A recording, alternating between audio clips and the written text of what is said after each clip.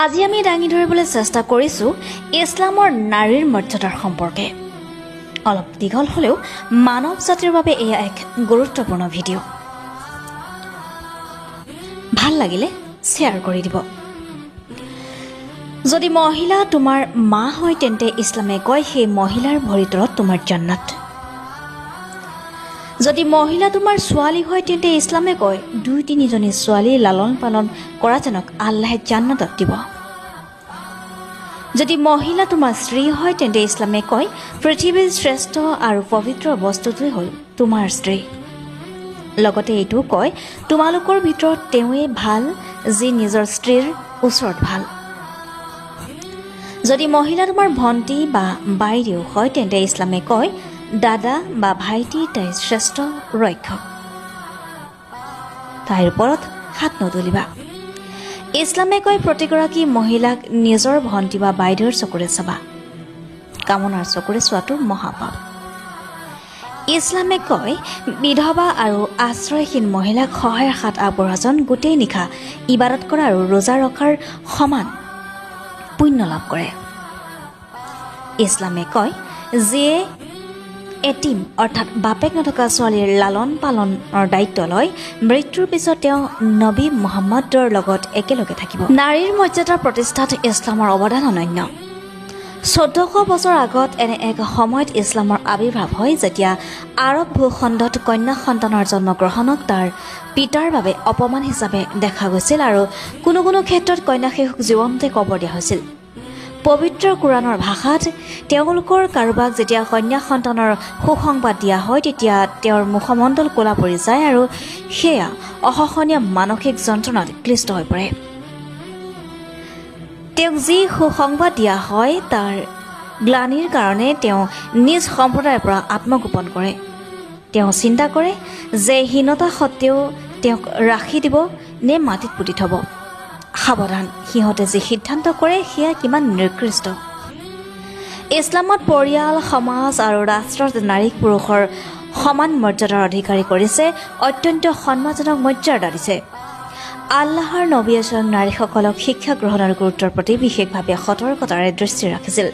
তেওঁ বিভিন্ন সময়ত নাৰীসকলৰ উদ্দেশ্যে শিক্ষামূলক ভাষণ দি সুন্দৰ কণ্ঠত কৈছে প্ৰত্যেক মুছলমান নৰনাৰীৰ বাবে জ্ঞানাৰ্জন কৰা ফৰজ। ইছলামত নাৰীক সৰ্বক্ষেত্ৰত সৰ্বোত্তম মৰ্যাদা দিয়া হৈছে। মা হিচাপে, স্ত্ৰী হিচাপে, কন্যা হিচাপে ইছলামত নাৰীক যি মৰ্যাদাত ভূষিত কৰা হৈছে সেয়া এক কথাত অতুলনীয়।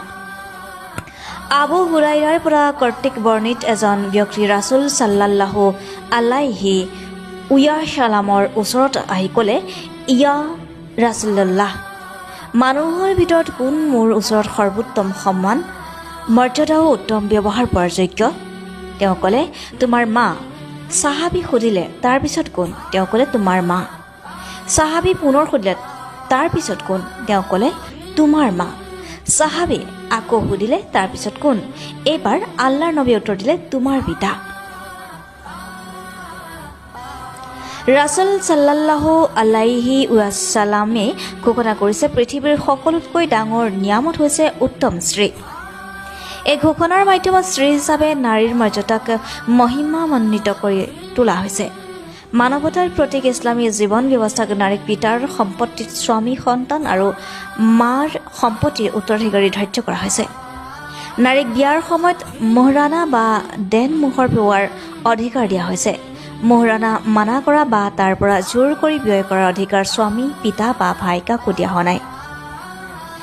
ইছলামত নাৰীক আৱশ্যিক শিক্ষা, ধৰ্মচিন্তা, কৰ্মৰ স্বাধীনতা সহ পাত্ৰৰ নিৰ্বাচন আৰু সন্মতি প্ৰদানৰ অধিকাৰ দিছে।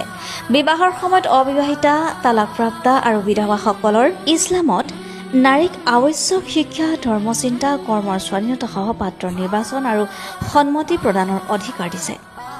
বিবাহৰ সময়ত অবিবাহিতা, তালাকপ্ৰাপ্ত আৰু বিধৱাসকলৰ মত প্ৰকাশৰ সম্পূৰ্ণ স্বাধীনতা দিছে। নাৰীসকলে যে নিজৰ নৈতিক চৰিত্ৰ অক্ষুণ্ণ ৰাখে আৰু সৎ যোগ্য পাত্ৰক স্বামী হিচাপে নিৰ্বাচন কৰিব পাৰে। সমাজত মাতা, গৃহকৰ্ত্ৰী আৰু ব্যৱসায় বাণিজ্যত নিয়োজিত নাৰীৰ যথাৰ্থ অৱস্থান নিশ্চিত কৰি নবীজনে নাৰীৰ অধিকাৰৰ অক্ষুণ্ণ কৰি গৈছে। পিতা মাতা নিকটাত্মীয় আৰু স্বামীৰ সম্পত্তিত আছে নাৰীৰ সন্মানজনক অধিকাৰ যিকোনো অৰ্থনৈতিক কৰ্মকাণ্ডত যি অৰ্থ সম্পদ মহিলাসকলে উপাৰ্জন কৰিব আৰু উত্তৰাধিকাৰী সূত্ৰে যি ধন সম্পদৰ অধিকাৰী হ'ব ইয়াত ইছলামে নাৰীক দিছে সম্পূৰ্ণ স্বাধীনতা পবিত্ৰ কোৰাণত কৈছে পিতা মাতা আৰু আত্মীয় স্বজনৰ পৰিত্যক্ত সম্পত্তিত পুৰুষৰ অংশ আছে আৰু পিতা মাতা আত্মীয় স্বজনৰ পৰিত্যক্ত সম্পত্তিত নাৰীৰো অংশ আছে সেয়া অলপেই হওক বা বেছি হওক এইটো নিৰ্ধাৰিত অংশ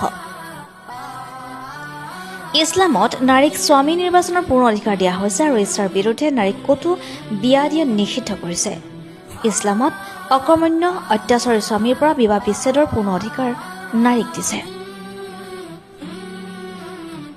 বিধৱা আৰু তালাকপ্ৰাপ্ত নাৰীক বা পুনঃ বিবাহৰ অধিকাৰ দিয়া হৈছে ইছলামত জ্ঞানাৰ্জন আৰু বিদ্যা শিক্ষাত পুৰুষৰ নিচিনাকৈ নাৰীকো একে ধৰণৰ অধিকাৰ দিছে ৰাছুল সাল্লাল্লাহু আলাইহি ৱা সাল্লামে কৈছে জ্ঞানাৰ্জন প্ৰত্যেক মুছলমানৰ ওপৰত ফৰজ আৰু আৱশ্যক এই ক্ষেত্ৰত নাৰী পুৰুষৰ কোনো ভেদাভেদ টনা নহয়